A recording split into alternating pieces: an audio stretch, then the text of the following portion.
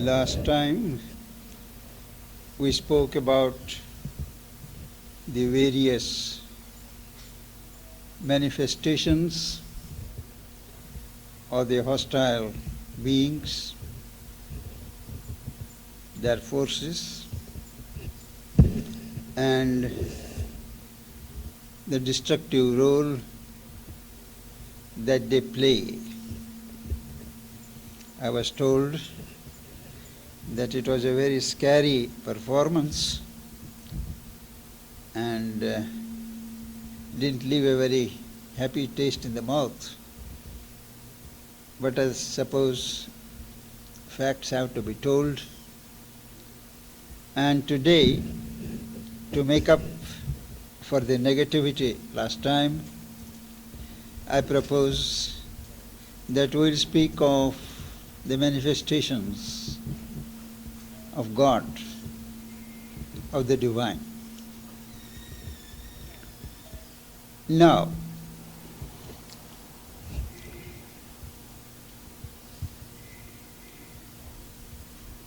when we speak of the divine reality, it is the divine or the reality as turned to manifestation. When it is by itself, alone, it is called the Absolute, Parabrahman. But when it turns to manifest itself, it takes three poises. One, what is called the transcendent poise, above what it creates. Next is the universal poise. When it spreads itself in the universe or the universes, and the third poise is when it individualizes itself in each form. The same reality has an individual station, a universal poise, and exceeding both, the transcendent. Thus, all is the divine at different levels. The divine is self-aware, but the form in which the divine manifests are not. We are not conscious that there is a divinity within us. We identify ourselves with the external, poor little human self and suffer the consequences of this self-limitation. The central idea, truth, in this manifestation is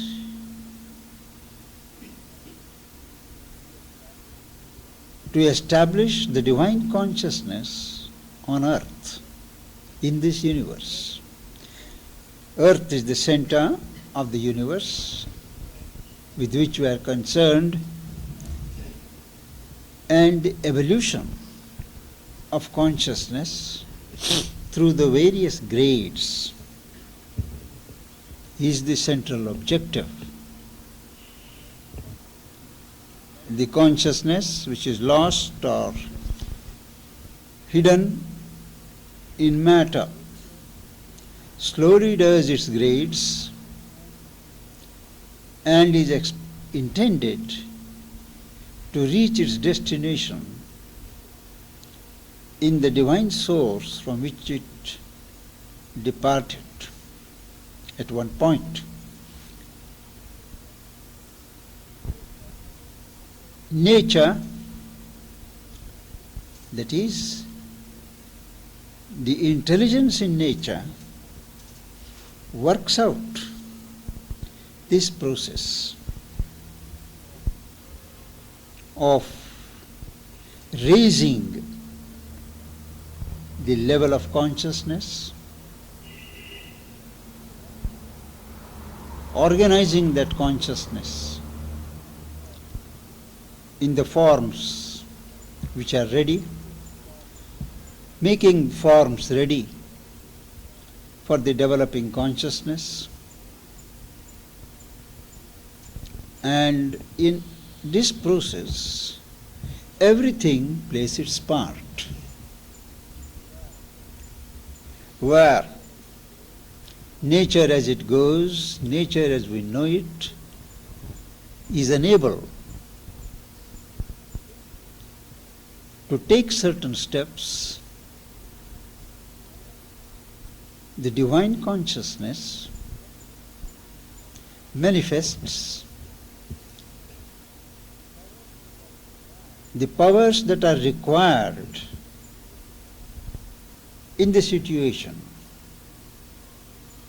in human form, because the human being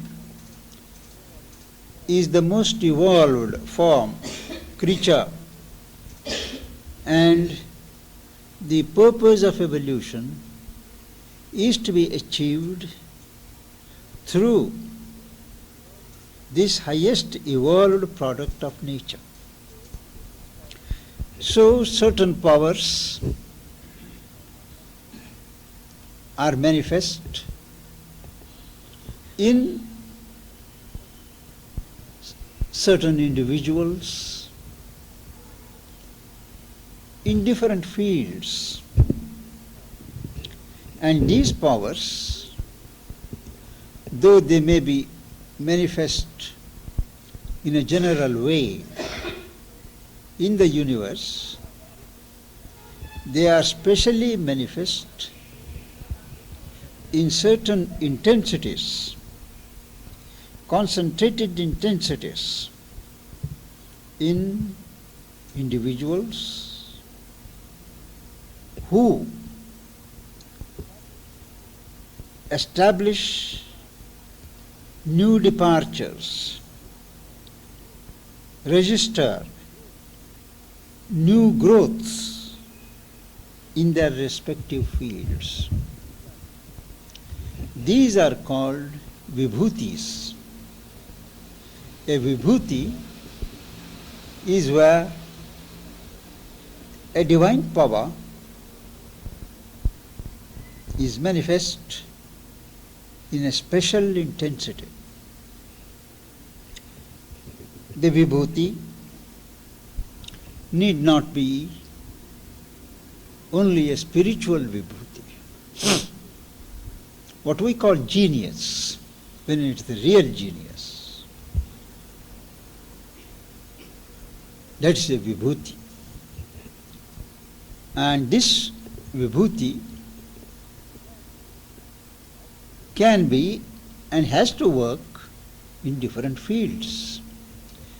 So there can be a military vibhuti, vibhuti in military affairs, like Napoleon, Samudragupta. There can be vibhutis in literary fields, like Kalidasa, like Vyasa.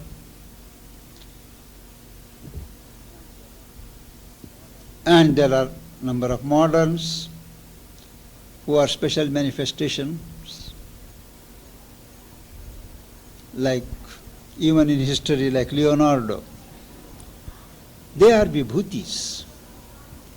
Now, a vibhuti embodies a great charge of power in a particular line.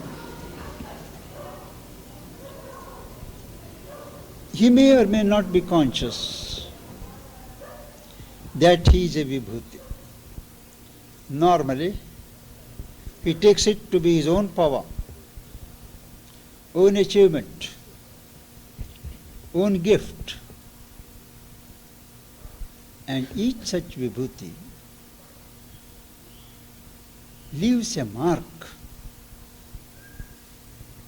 in its field. There is a chapter in the Gita which speaks of these vibhutis and gives an impressive list of the various vibhutis in history.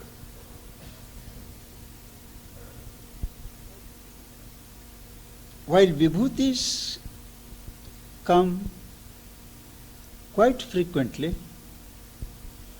in the march of history, there are certain junctures in the course of evolution of nature where a transition is to be effected from one grade of consciousness into another major grade. And there, nature is unable to do it on its own. At such junctures, the divine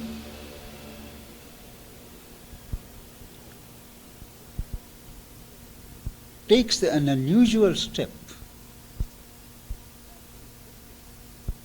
of descending on earth in an appropriate form and helping nature to pull up the movement of evolution. And this special descent of the divine consciousness, the divine being, is called avatar. Avatar comes from the root of avatarana, coming below. When the divine comes himself or herself on earth in human form, that is avatar. In a philosophical sense, every one of us is an avatar, because at the core of our being there is this soul which is originally a speck of the divine consciousness. It is eternal, it is immortal, it is infinite. And that spark has come down from the divine. So, each one is theoretically an avatar. Many of you know the incident when the Satya Sai Baba was asked by a stranger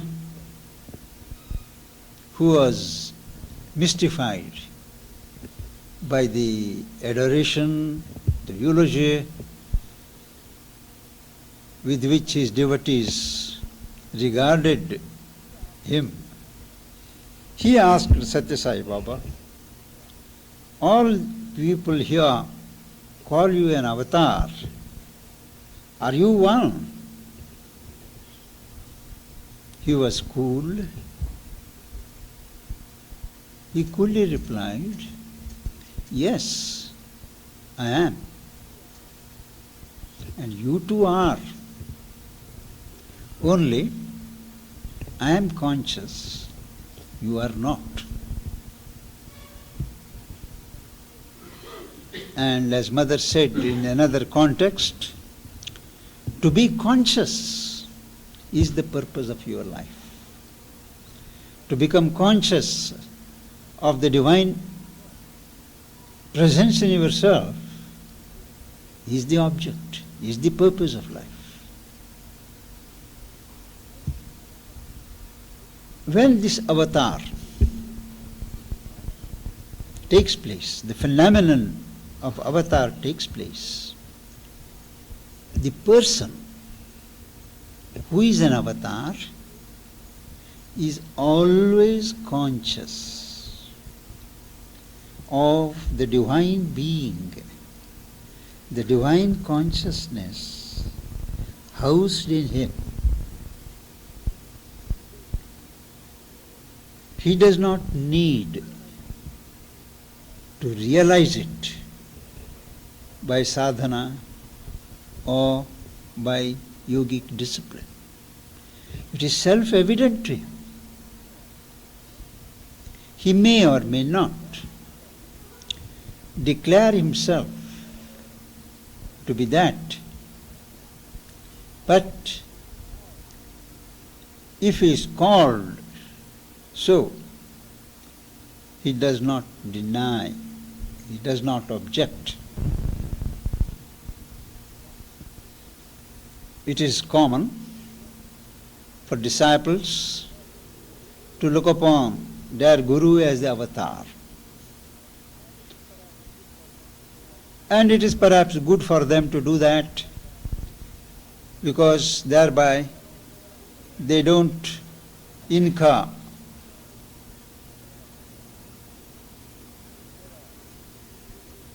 the error of treating their guru as one more human being.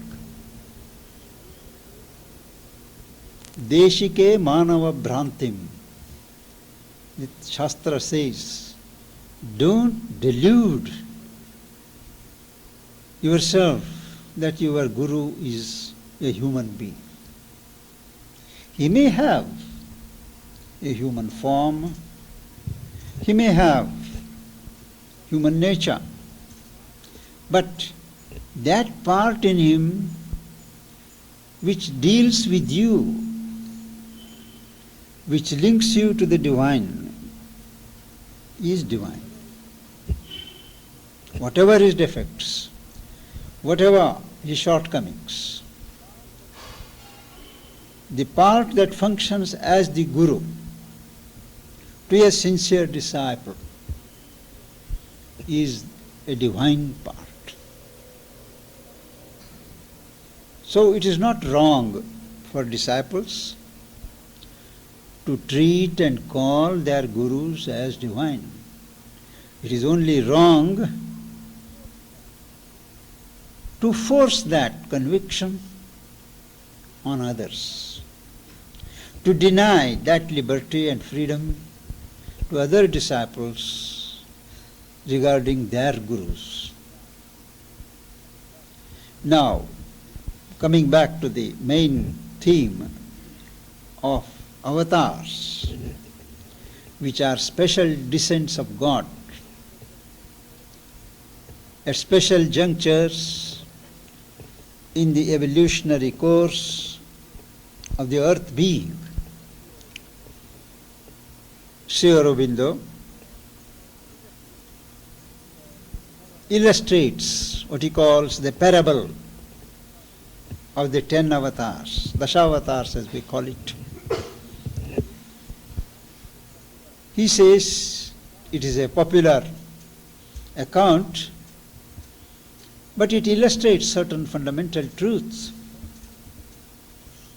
And that is, first, as we know, as it is said in the Bible, as it is said in the Veda, when there was no land, when there was nothing, there were only waters, ocean.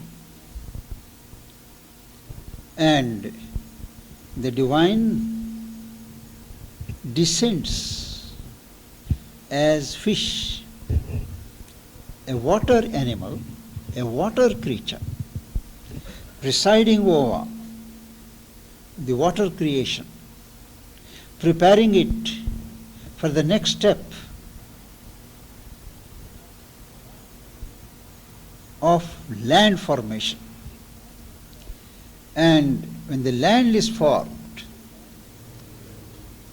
the divine descends as an amphibious animal, an animal which is both a water creature and a land creature, which can bridge the two.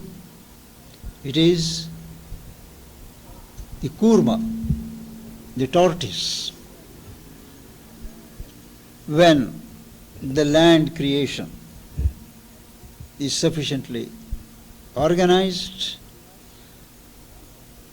the divine descends as a land animal. It is the boar, Varaha. Later, after millenniums, the first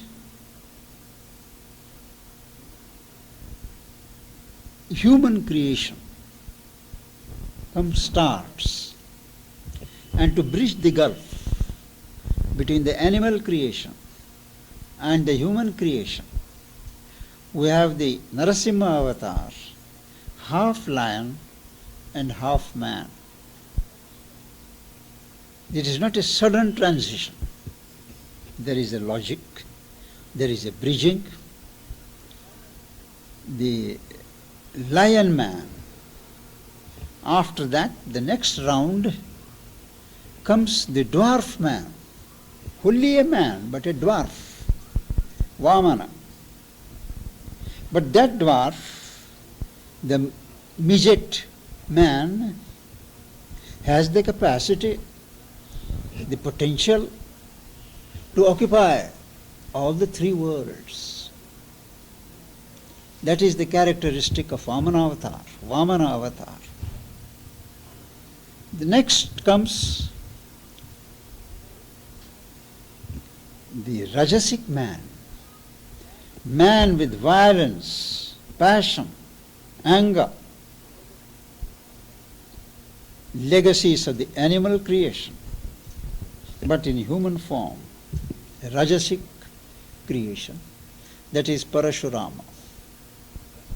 After Parashurama, the Rajasic man, comes Sri Rama, the being of sattvic intelligence, balance, order, harmony, virtue. He initiates the rule of law, of light, balance, a social structure based on order. And after Rama, there is Krishna, who exceeds the sattvic man, is the overmental man, preparing the way for the supramental creation. He is the Lord of Ananda, who establishes the principle of delight on earth, torn by misery and evil and falsehood. After Krishna, there is Buddha. The list differs. Some would have Balarama as the next, whatever it is. There is the Buddha who brings in and establishes the principle of the impersonal. Till now it was all personal, personality, personal Godhead. But now it is the impersonal, Nirakara Brahman, opening a way for a negative solution, for self-extinction, for finding the nihil the permanent peace. That is, and he is bringing in this negative, what we call negative, what we experience as negative truth of creation, disturbs the balance. The whole order is upset, leading to a certain confusion of understanding. And to correct this balance,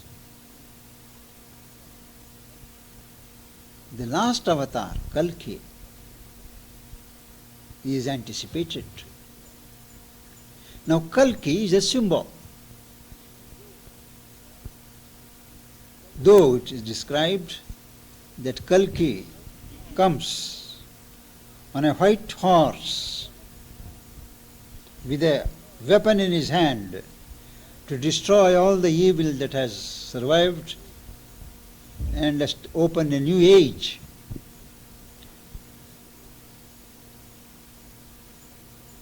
We do not know. Symbolically, I would interpret the white horse in the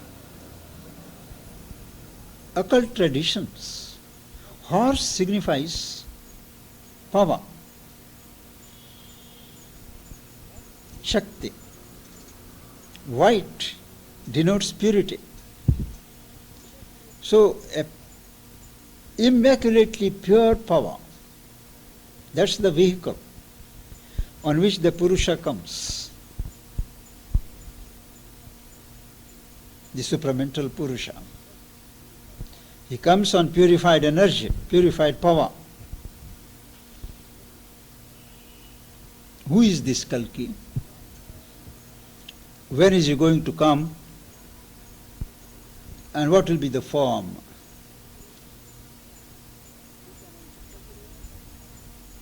We can only speculate. But as I had occasion to mention earlier, those who read Sri Aurobindo's last chapters in the Life Divine, the Gnostic life,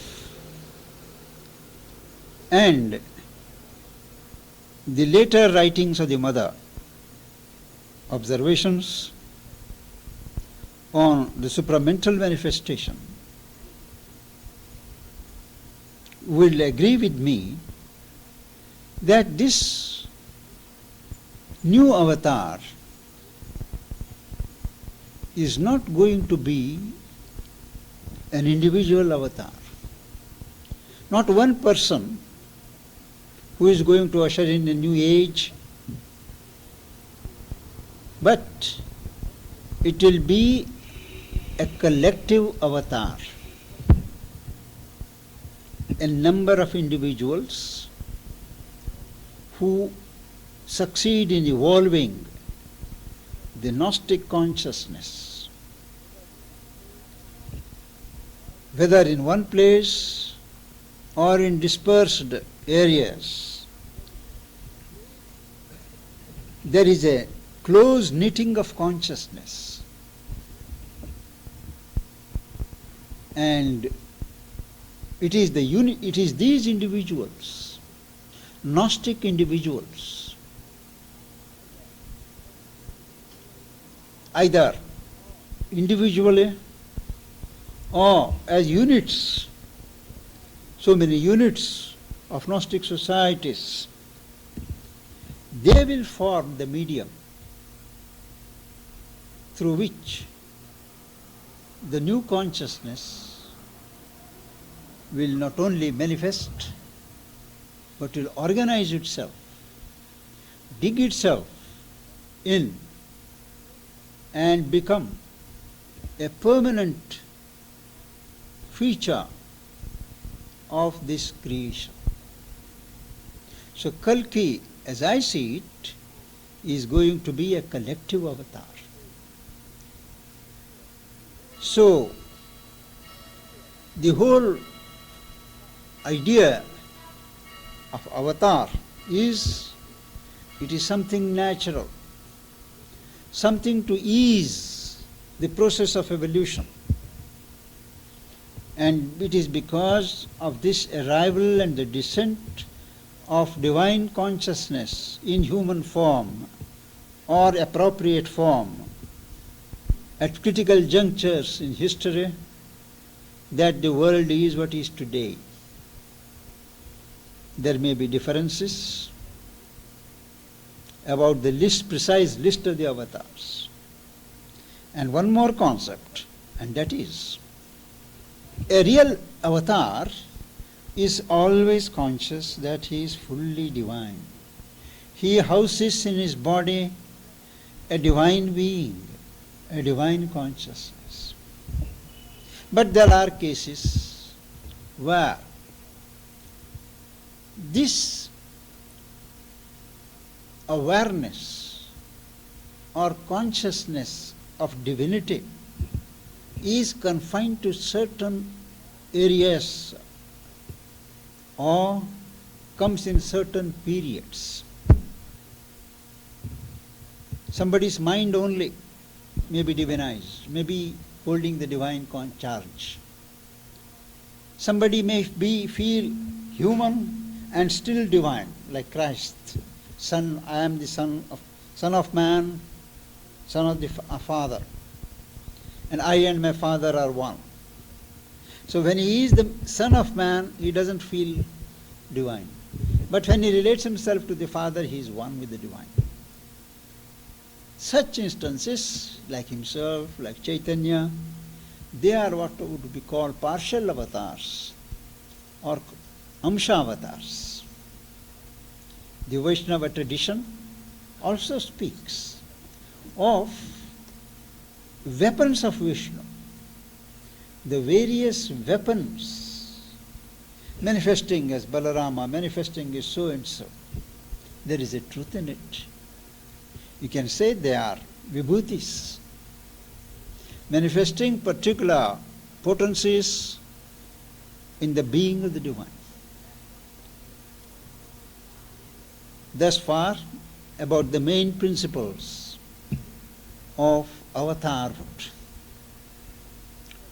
I was consulting Sri Aurobindo's essays on the Gita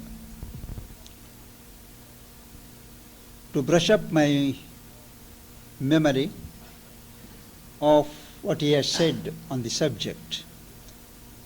And I found what he has written so fascinating that it is impossible to deal with what he has said in one talk or two. And I have decided that from the next session onwards, we will take up for our study Sri Aurobindo's essays on the Gita. We have not made a systematic study of the Gita. And the Gita for us is a very important scripture. Of all the scriptures, Sri Aurobindo was most fond of Gita. And references to Gita are more than references to any other scripture in his literature. So from next time, we will make a systematic study of the essays on the Gita as expounded by Sri Aurobindo. So we will next talk will be mainly introductory, the spirit with which we have to approach the Gita, and what is the Gita, and so on. I hope this proposal is acceptable to all of you. It will give us a firm line for our studies.